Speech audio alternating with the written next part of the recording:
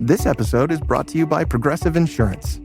Fiscally responsible, financial geniuses, monetary magicians. These are things people say about drivers who switch their car insurance to Progressive and save hundreds. Visit Progressive.com to see if you could save. Progressive Casualty Insurance Company and Affiliates. Potential savings will vary, not available in all states or situations. This is Let the Record Show, using common sense. Now, here are your hosts, Judge Richard Weinberg and Chairman Jesse Garcia. Welcome back to Let the Record Show. This is Judge Richard Weinberg. With me in the studio is Eric Levine, noted attorney, political commentator, and essayist. Jesse Garcia is out on Long Island today, working in his position as the county chair of Suffolk County and as vice chair of the state Republican Party. What kind of priorities are those? Important priorities, because you have to have a strong two-party system. And thanks to Jesse Garcia in Suffolk County and Joe Cairo out on Nassau, you have two very strong political organizations, because you need a countervailing force, as you and I both know. Right, you can't allow the Democrats to control everything, and I tell you that as the House Democrat. All right, we'll give him a pass today. Okay, so Jesse gets a pass. We'll bring him back next week. So I want to begin by talking about this Trump decision in the New York fraud case under the executive law. Let me tell you my position, Eric, and then I'll welcome your comments. First of all, I don't think this was a case that ever should have been brought. There was no injured party. There were no damages. No one was hurt. It was an arm's-length transaction. The money lent by the banks to Trump was subject to the bank's due diligence. They had warning in the documents to do due diligence. In fact, they did. And as the real estate types like to say, they gave Trump a haircut on his applications for loans and for his estimates and assessments of his own property. They did their own numbers, and they made him a loan. And they all said they'd be more than happy to keep doing business with Donald Trump and his organization. So the judge in the case, Arthur Engoron, a Supreme Court judge, one of my former colleagues in Manhattan, from the very beginning found against Trump on the issue of liability, even though there was no demonstration of evil intent or actual damages to anyone. So he comes along and he now issues a verdict with respect to the number. The number is staggering. The number is $355 million plus statutory interest of 9%, which gets calculated every day until it's paid. And Trump now has to decide whether or not to appeal. His lawyers have indicated they want to appeal. The problem is, under a state statute, before you can make an appeal, you have to either put up all the money up front and put into a bank account with the court, or you have to get a bond with sufficient assets and a sufficient premium satisfying the bond company, and this is a big deal. And so you're talking about they may have to show something like $800 million worth of assets before it'll be bonded. Now, I happen to believe, number one, it was a bad statute that was prosecuted on the case. I believe it's unconstitutional if you have no damages to hold somebody liable. And number two, I believe that the statute where you have to put up all this money before you can even appeal denies somebody due process rights to vindicate his right to an appeal. And then the third comment I want to make, then I turn it over for your commentary, is this. This case, brought by an attorney general who went out of her way while she was campaigning for attorney general to say she was going to go after Trump and use all her power and authority to do so, was a political agenda from the very beginning. It was tainted.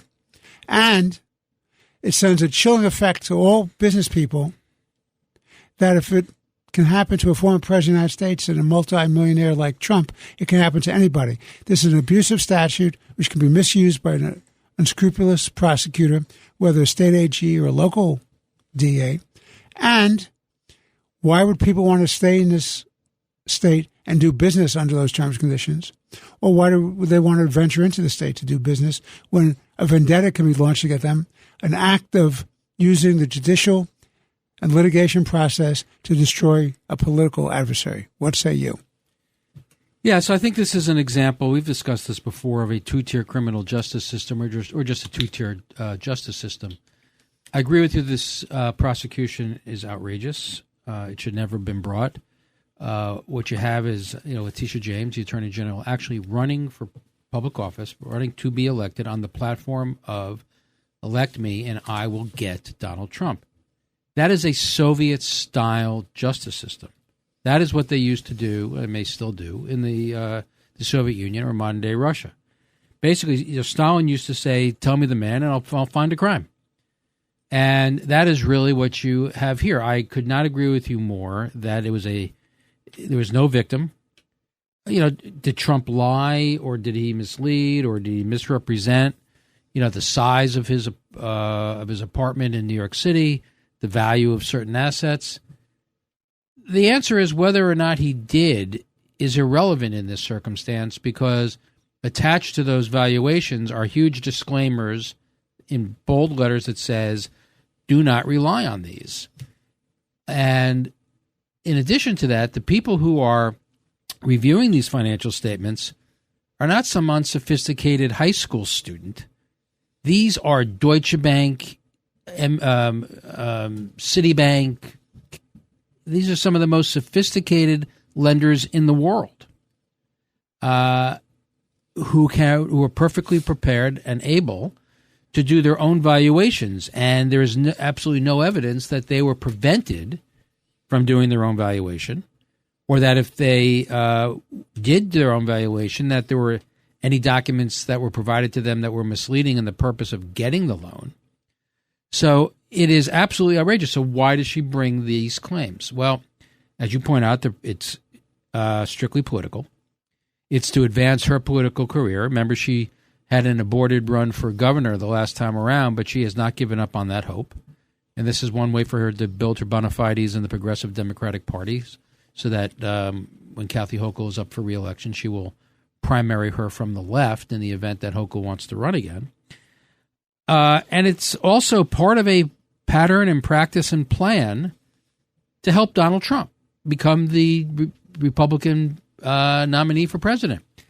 It is not lost on Democrats that the more they persecute, and in this circumstance it is a persecution, Donald Trump, the more that people in the party, A, rally to his defense and increase his popularity, and B, to the extent that they're talking about this, they're not talking about other issues. They're not talking about the border. They're not talking about Ukraine. They're not talking about Hamas. They're not talking about illegal immigration. They're not talking about inflation. They're not talking about Bidenomics. They're not talking about the Iran nuclear deal.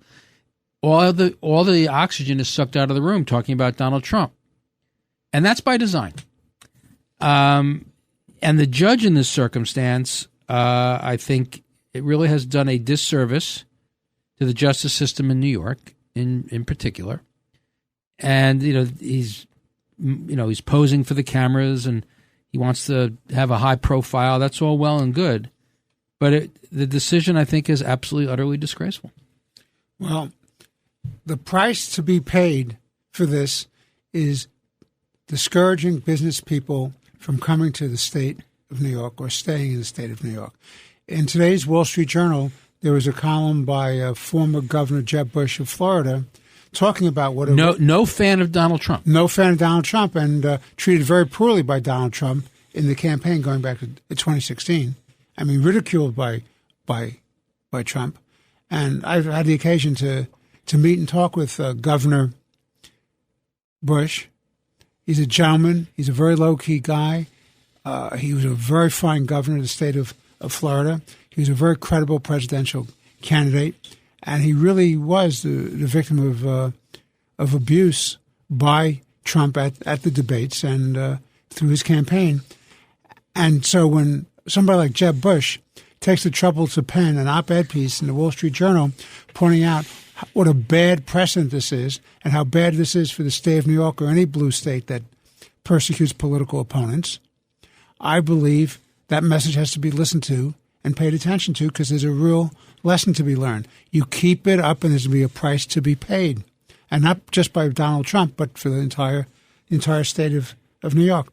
Which leads me to another case that's going to be coming up towards the end of March, which is the Alvin Bragg. He's a local DA in New York County, Manhattan, on the the Stormy Daniels hush money case.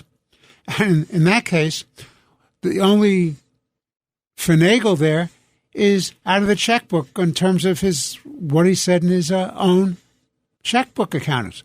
No one was hurt there.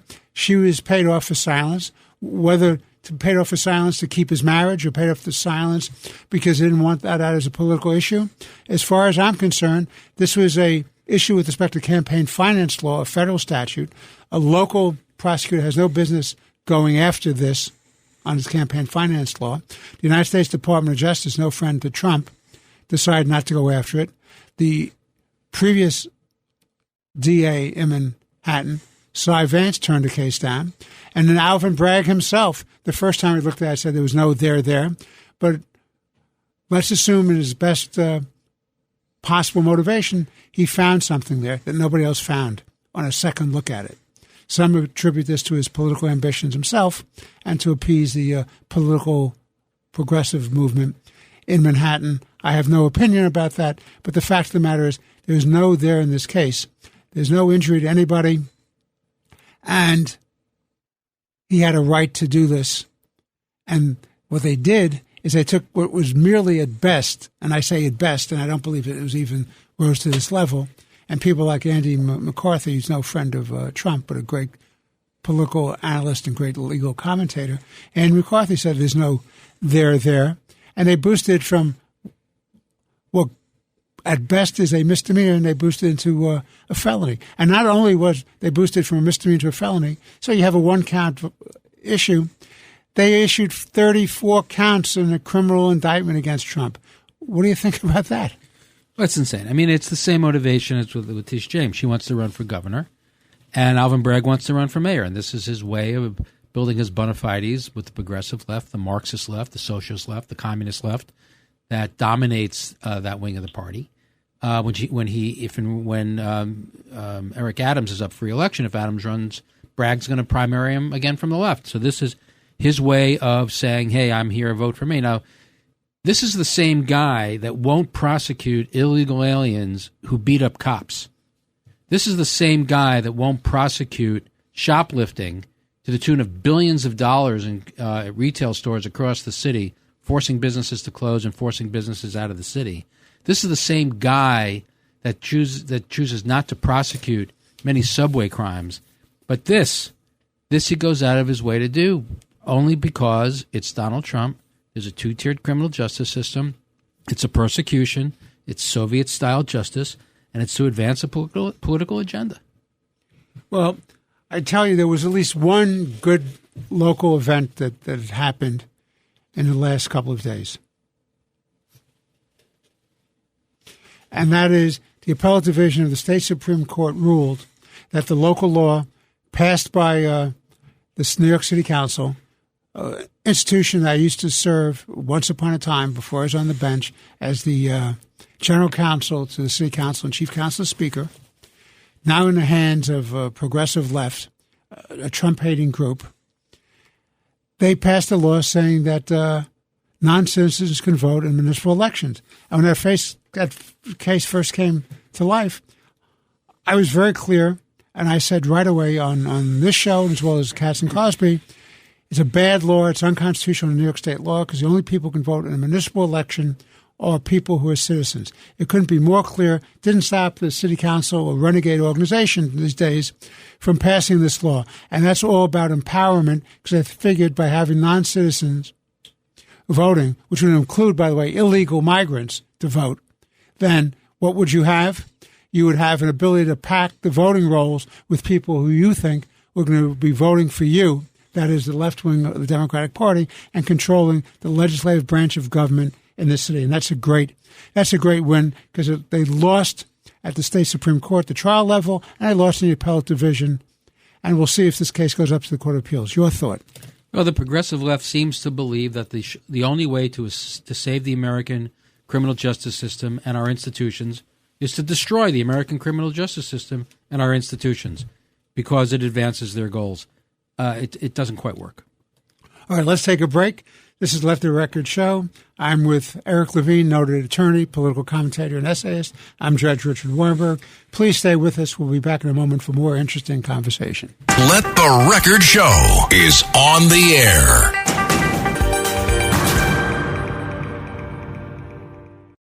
If you're having problems with your septic system and you're tired of spending so much money each year to have it pumped, then SeptiClean is the answer for you. SeptiClean is an advanced specially formulated blend of bacteria used in the treatment of home and commercial septic systems. The breakdown of waste in your system relies on biological activity of naturally occurring bacteria. SeptiClean restores the natural biological process in your septic system and boosts the existing biological activity. SeptiClean is completely safe on all plumbing and can help prevent expensive emergencies in pumping. SeptiClean has approximately 6 to 100 times the bacteria count of other leading off-the-shelf brands in a 1-year supply. SeptiClean comes in a water-soluble pack, which you flush down the toilet once a month with no mess or stress. Save time, money, and maintenance on your septic system. Find SeptiClean at Emporium True Value Hardware on Main Street in Sag Harbor or visit micro-tab.com. That's micro-tabb.com. Micro-tabb.com. This episode is brought to you by LifeLock. Not everyone is careful with your personal information, which might explain why there's a victim of identity theft every 5 seconds in the U.S. Fortunately, there's LifeLock. LifeLock monitors hundreds of millions of data points a second for threats to your identity. If your identity is stolen, a U.S.-based restoration specialist will fix it, guaranteed, or your money back. Save up to 40% your first year by visiting lifelock.com/podcast. Terms apply. This is Let the Record Show. Now, here are your hosts, Judge Richard Weinberg and Suffolk County Republican Committee Chairman Jesse Garcia. Welcome back to Let the Record Show. This is Judge Richard Weinberg. Jesse Garcia is out doing his job as chairman of the Republican Party out in Suffolk County. With me today in the studio is our good friend, noted political commentator, essayist, and attorney, Eric Levine. Eric, I want to switch gears. I want to go international. I want to talk to you about what I think is an awful situation. I call it a tragedy, but it's not a tragedy. It's, in my humble opinion, a political murder. That is the death of a hero in Russia, Alexei Navalny. He dies under very mysterious circumstances. You got me why, having been released from prison and having been in Europe and having been the victim of attempted murder by poisoning by agents of the Russian Empire, he went back to Russia to fight Putin and lead the opposition against Putin. Why he did that is beyond me. It makes him a hero. I don't know if I would have had the courage to do what he did. I wouldn't have done what he did because I think he could have led the opposition out of country. He didn't have to go back into control of the military and the police and the judicial establishment by Putin. And he winds up and he dies under mysterious circumstances, and that's a real loss. And his wife, to her credit, or you could say foolishly, said she will now lead the opposition movement against Putin and rally the base against him. I think it's a terrible loss, and I want to ask you, what does this mean for Russia and the world? Well, it is a terrible loss. Alexei Navalny was a Russian patriot. He's a hero. He deserves the Nobel Prize posthumously. He went back to try and tell the Russian people, point out to the Russian people how evil Putin is and how important democracy is. And like any good dictator and authoritarian, Putin put him in prison and then had him murdered. You know, they're holding on to his body because they obviously had poisoned him, and they're waiting for the poison to leave the body before they want to release it to the family so they can run tests to see how he'd been killed. Excuse me, but part of what's going on here is this is Putin's way of rubbing Joe Biden's nose in our failure in, in Ukraine.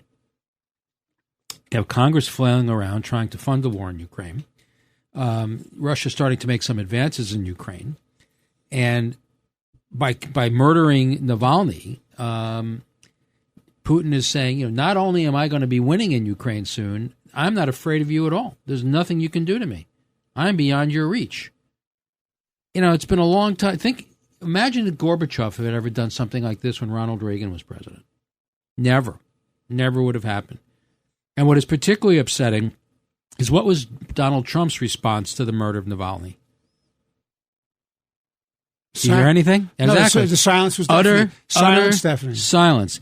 The first thing we heard from Donald Trump after Navalny was murdered was he went on an infomercial to sell sneakers. He had some really good golden sneakers.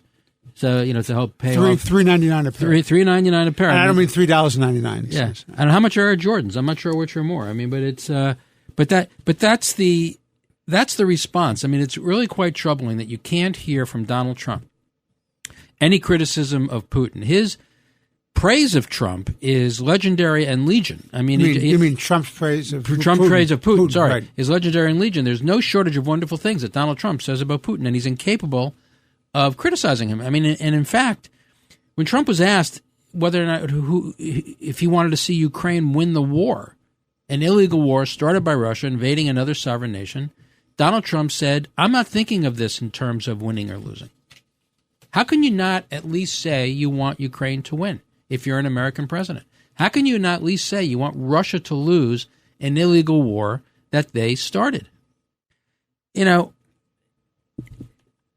have to have some serious conversations about Donald Trump's image or his view of totalitarians and dictators around the world. And the record is not good. And in particular, his record with Putin and the kind of things he has to say about Putin. Donald Trump made the statement that if he were to be elected president, he would end the war in Ukraine in 24 hours. No sensate, rational, normal person believes that for a second. But what it is code for is, if and when I become president, I'm going to sell out Ukraine. I'm basically going to I'm going to tell Ukraine you're going to settle with the Russians, whatever the terms are. No, you're just going to settle with them. Of course, Putin will then pocket those gains and then bide his time and then go do it again. But we have yet to hear from him what his great plan is. We're owed that explanation. He's afraid or refuses to debate Nikki Haley. That would be a question I'm sure he'd be asked.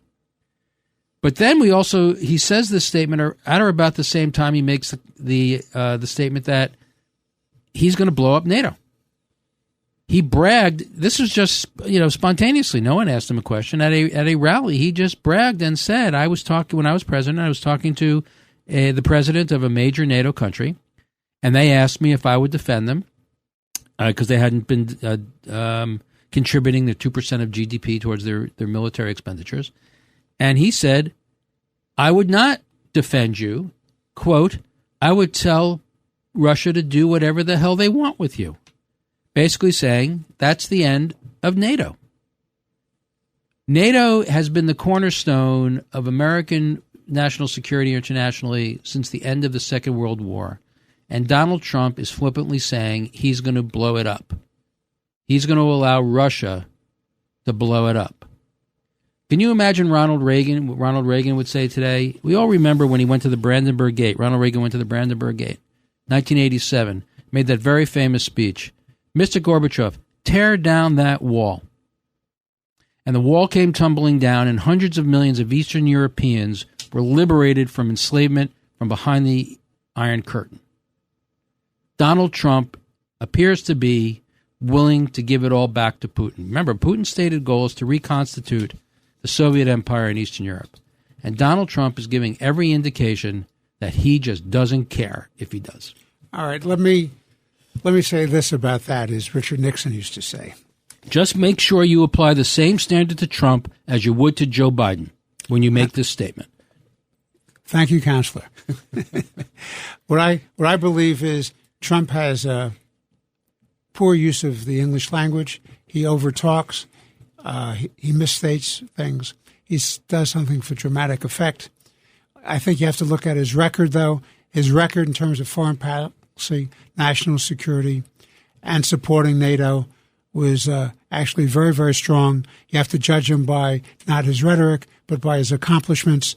You didn't have the world being gobbled up. You didn't have by by aggression by the Iranians and their proxies. You didn't have the war of the Ukrainians defending themselves against a Russian attack. You didn't have open war against the state of Israel, multifaceted, banked by, in terms of financial terms, munitions, arms, intelligence, training of the Iranians. You had a calmer, safer world when Trump was president. I judge him by that. When he says stupid things about the NATO, I don't believe he means this. He does this for effect.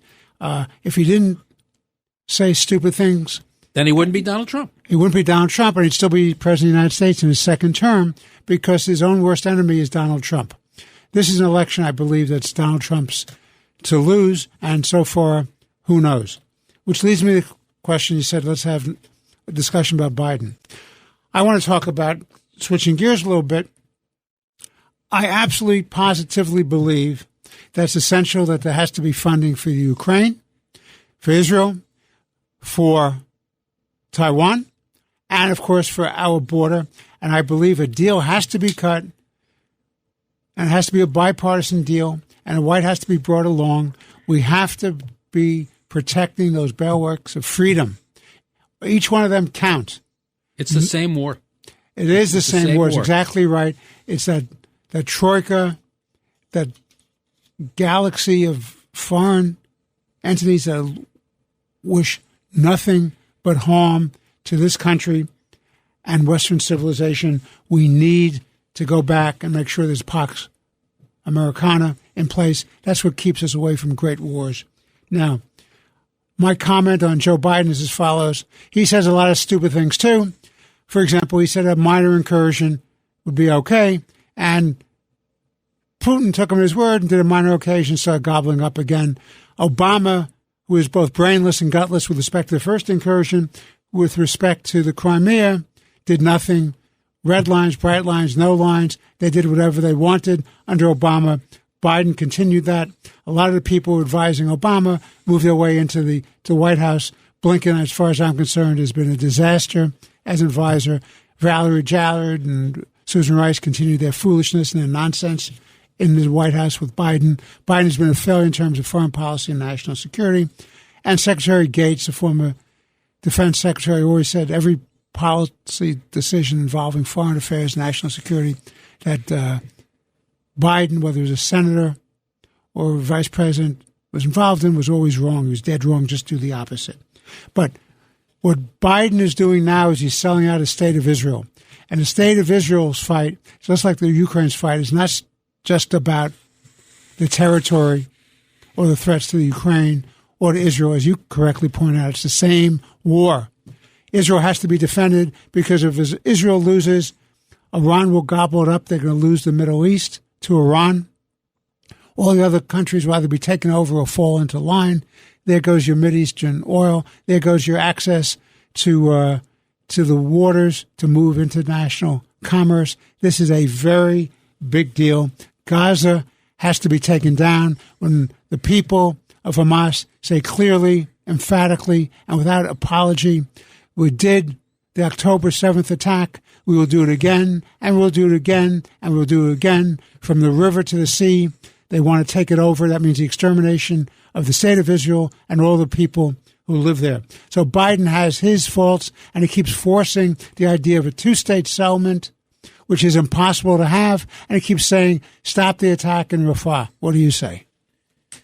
Well, I agree with everything you said. What we're seeing now is the Dearborn effect in terms of Joe Biden's... Dearborn, meaning you have a big Muslim community deport, and Biden needs Michigan to win re-election in the Electoral College. That's right. What you mean. Exactly. I've been writing for a while that the question will be, as the war goes on and we get closer to the election, whether Joe Biden will put America's national security ahead of his own re-election. And as I predicted, he won't. He's putting his own election ahead of national security. He needs Michigan to win the presidency, and he probably needs a large turnout of the Arab Muslim population in Dearborn, Michigan, in order for him to carry Michigan. And so he is starting to distance himself from the Israelis, and his support for Israel is starting to flag. This talk about ceasefires, his public denunciations of Prime Minister Bibi Netanyahu, this cry for the two-state solution. It's all to appease the progressive left, the younger voters. I mean, it's shocking to know that a majority of voters between the ages of 18 and 24 side with Hamas over Israel. It's really quite shocking. I mean, look, there are two outcomes in Gaza. Either Hamas is eviscerated or Hamas survives. Either Israel wins or Israel loses. If Hamas survives, Israel loses. And that means Saudi Arabia will not enter the Abraham Accords, will not make peace with Israel. They will look to make an accommodation with the Iranians. The UAE and Bahrain will have to reconsider whether or not they have to make accommodations with the Iranians. Understand, the Sunni Arab countries, Bahrain, UAE, Saudi Arabia, Jordan, Egypt, Morocco, Sudan, they're all rooting for Israel to eviscerate Hamas. And the only thing that's preventing them from stating it more publicly is that there's an American administration, an American president that's more pro-Palestinian and more pro-Hamas Muslim Brotherhood than they are. And they cannot appear, for political reasons, to be less sympathetic to the Palestinians in Gaza and the West Bank than an American president. And remember, on October 6th, the Saudi Arabians were prepared to enter the Abraham Accords, make peace with the Israelis, normalize relations in the truest sense of the word, integrate Israel into the Middle East, and end the Arab-Israeli conflict without the creation of a two-state solution, without the creation of a Palestinian state. All of a sudden, lo and behold, once the October 7th terrorist attack by Hamas, now all of a sudden, since the administration has determined that a two-state solution is really the only way we can solve this issue, it has now put the Saudis in the position of having to say, oh yeah, in order for us to normalize relations with Israel, there must be a Palestinian state. Biden created that problem. Biden has now given the Palestinians veto power over a Saudi-Israeli peace agreement. It's absolutely insane. So everything that Biden is attempting to achieve, he's getting the opposite. All right, this is Let the Record Show with Eric Levine, noted attorney, political commentator, and essayist. I'm Judge Richard Weinberg. Please stay tuned. We'll be back in a moment for more important conversation. Thank you. This is Let the Record Show.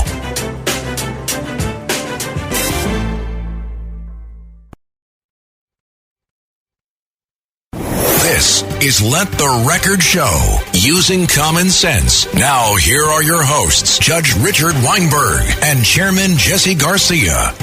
This is Let the Record Show.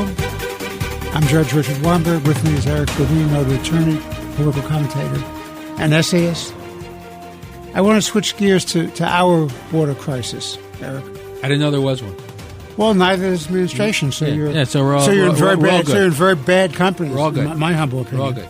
Look, this is a failure of leadership of paramount importance to the security and safety and the future of America.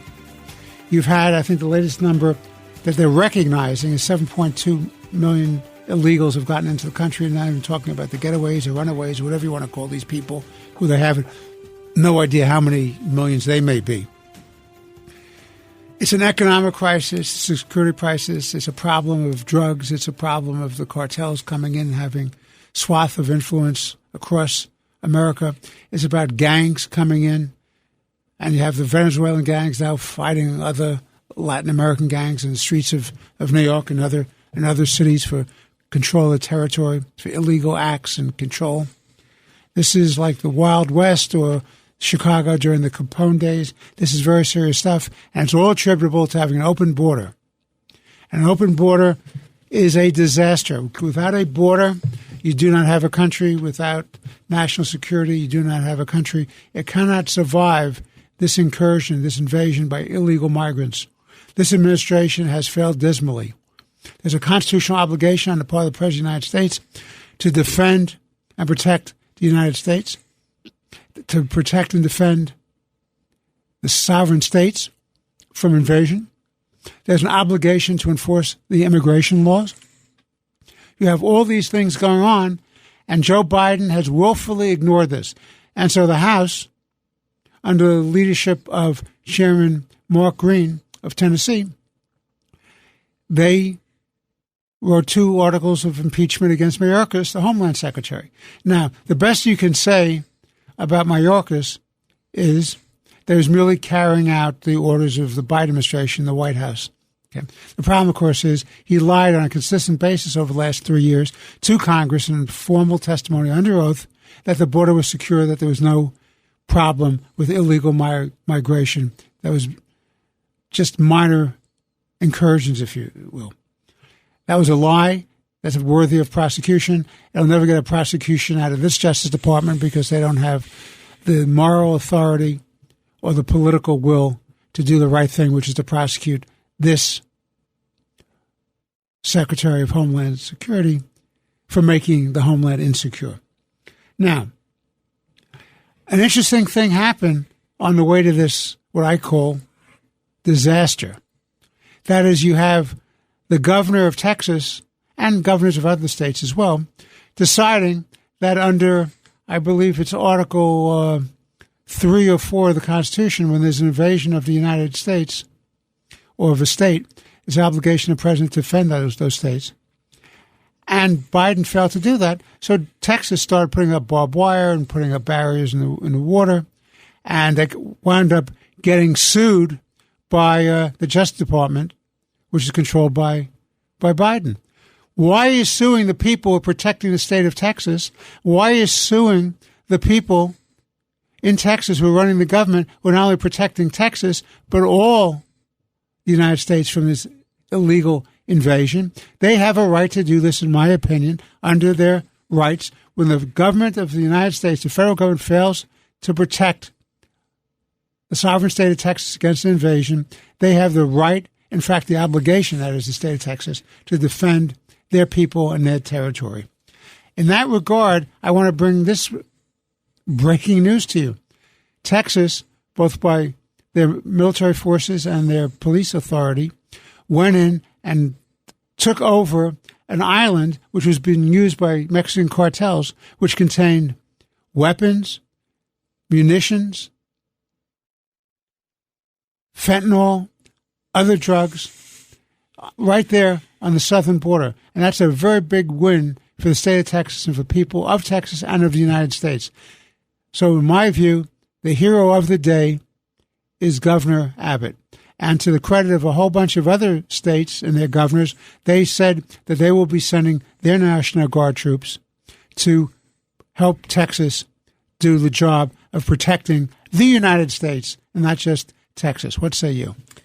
Yeah, so we live in a federal republic. So there's the state governments and there's federal government. We all know that from our civics classes. And a question that Supreme Court's going to have to answer, if it hasn't already, is under the Supremacy Clause, does the federal government have exclusive jurisdiction over the border and immigration? And there seems to be a very strong argument that that's the case, and that seems to be how the Supreme Court is ruling. But that does not mean that we do not have a crisis at the border. We do. We have a serious crisis at the border. When you have people on a terror watch list coming into the country that we know are here, but we've lost track of them, that's a problem. And that's the fact. And that's the case.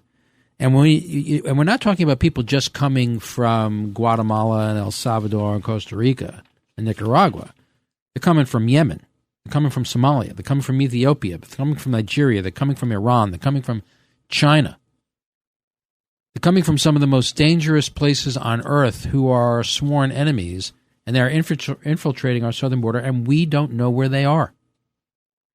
Now, in terms of the impeachment of Mayorkas, there is no doubt that Mayorkas is an utter incompetent who has no business in government, period. But the question becomes, was the impeachment of Mayorkas the right thing to do? Was it wise? Was it a good waste? Was it a good use of the House's time? You know, maybe in a House that's accomplishing all kinds of things and making the lives of Americans better, they also squeezed in the idea of the impeachment with the thought that there'd be a realistic chance of convicting him in the Senate, maybe that was a good idea. But that isn't what we have. We have a completely and utterly dysfunctional House.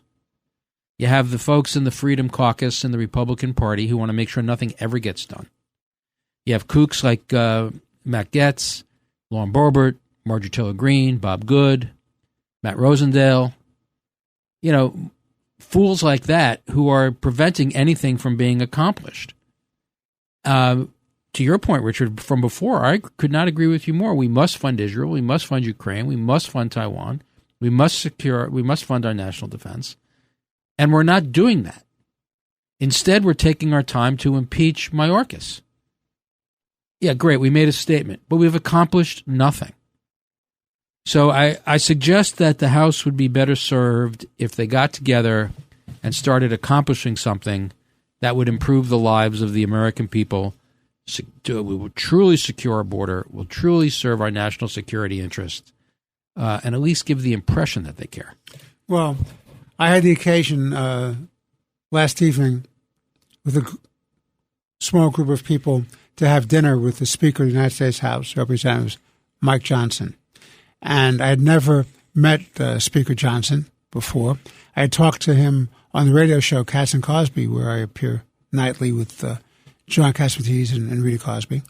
And I remember the first time, and I said this when I was talking to the Speaker, I remember the first time I saw him and took note of his existence, frankly. He was on an interview on one of the networks. I had no idea who he was. I saw this gentleman, as I described him, as this preppy from Louisiana, well-dressed, articulate, very low-keyed, very pleasant demeanor. And I listened to his analysis of complex public policy and legal issues. And I said to myself, this is one smart guy, and he's an excellent lawyer. He really knows his stuff.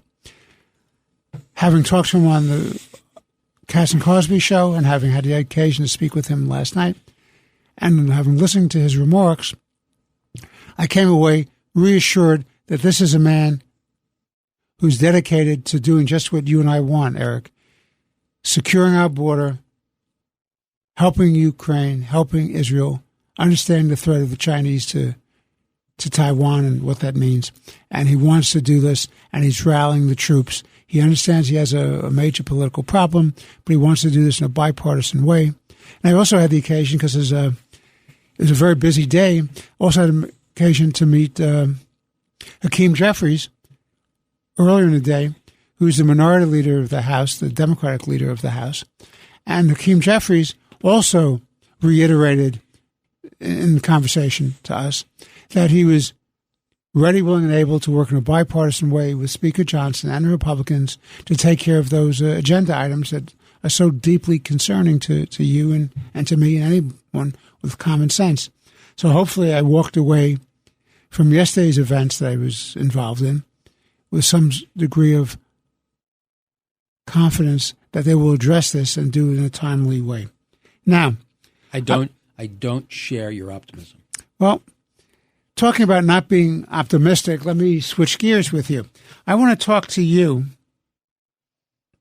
about Iran getting closer to a nuclear weapon and the failure of the Obama, Kerry, Biden, and Blinken administrations to stop this from happening. Talk about a lack of confidence in this development. As you've talked about and you've written about, Eric, the whole deal, the whole Iran deal was a fraud from the very beginning. If you want to sue somebody for fraud, you should sue Obama, Kerry, Biden, and Blinken for saying Iran will never get a nuclear weapon, because the original Iran deal and all the money that flowed from our coffers to Iran, which has been used for terrorist purposes, because they are the biggest state sponsor of terrorism, they've destabilized not only the Middle East, but by the wars in the Middle East and all the problems, they've created a migrant crisis in Europe, which will destabilize Europe. And of course, if we don't stabilize our border and protect our border, we're going to have that crisis here too. But what's to be done now, Eric, with respect to Iran getting this closer to a nuclear weapon? Should we give up hope? Am I wrong to have no confidence in in the way things are developing? Can Israel go it alone? I mean, what do you think happens now? Well, I don't know about Israel's capabilities, but as between allowing Iran to have a nuclear weapon and taking a high risk that you're going to send the Air Force and pilots that will never return, the Israelis will have no choice but to send those pilots on a suicide mission to prevent Iran from getting a nuclear weapon. There would be no more destabilizing, no more dangerous development in the world than if the regime in Iran had a nuclear weapon. And why do they have it? Let's go back to the Obama administration. At the time Barack Obama became president, it was illegal under international law. There were resolutions in the United Nations that made it illegal for the Iranians to enrich any uranium.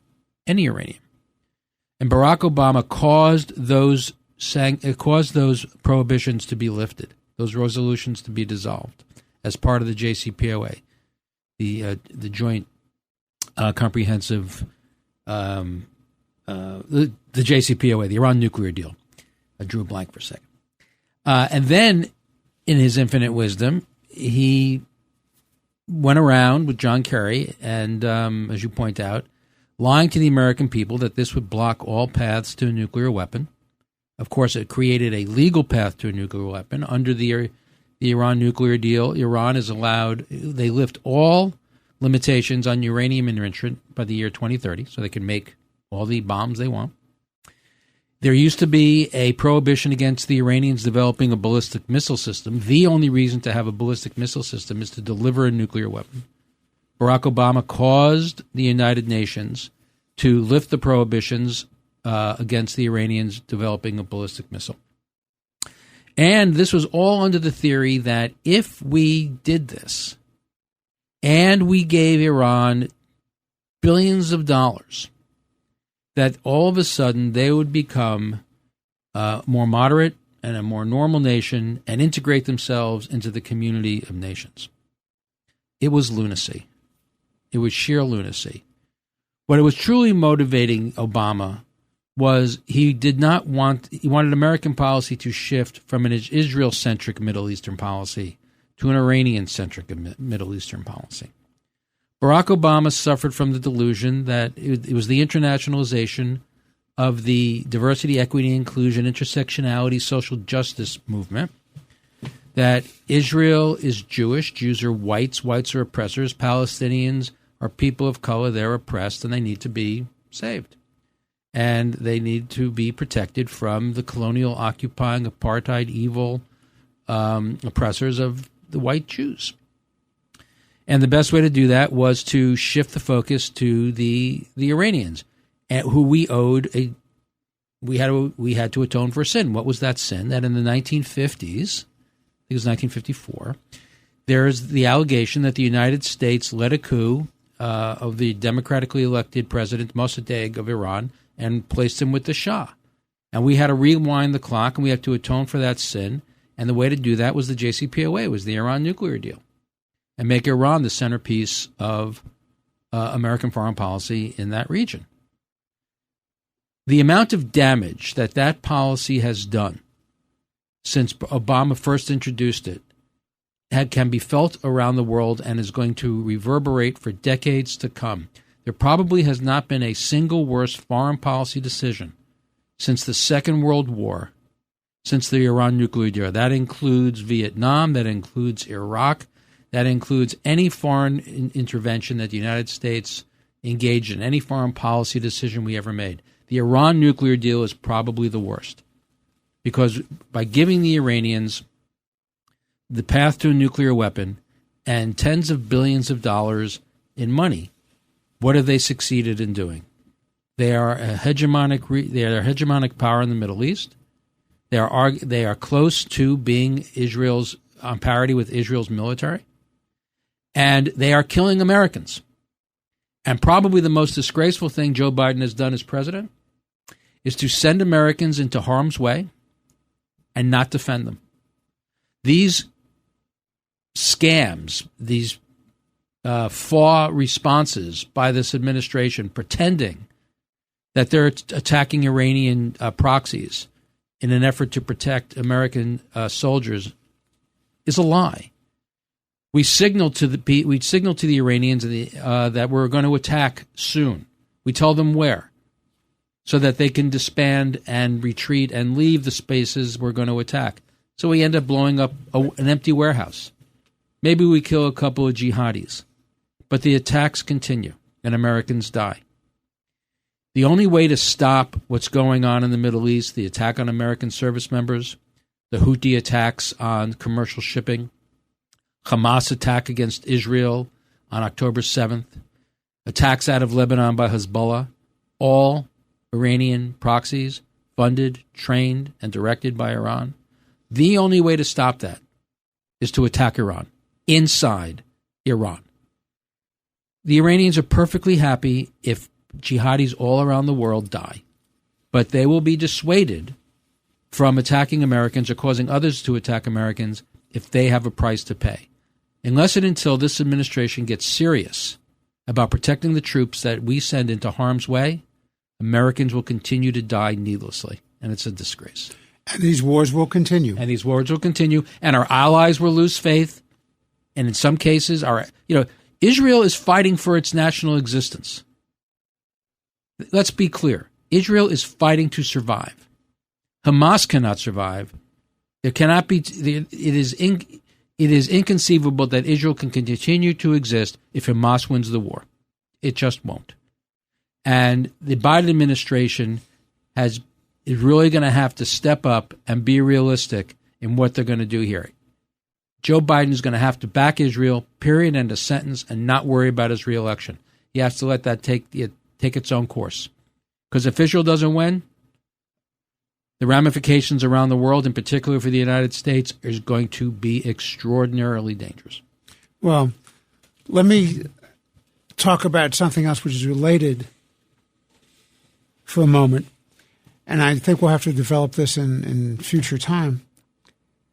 But I'm just absolutely amazed about the Biden political ambition for a second term.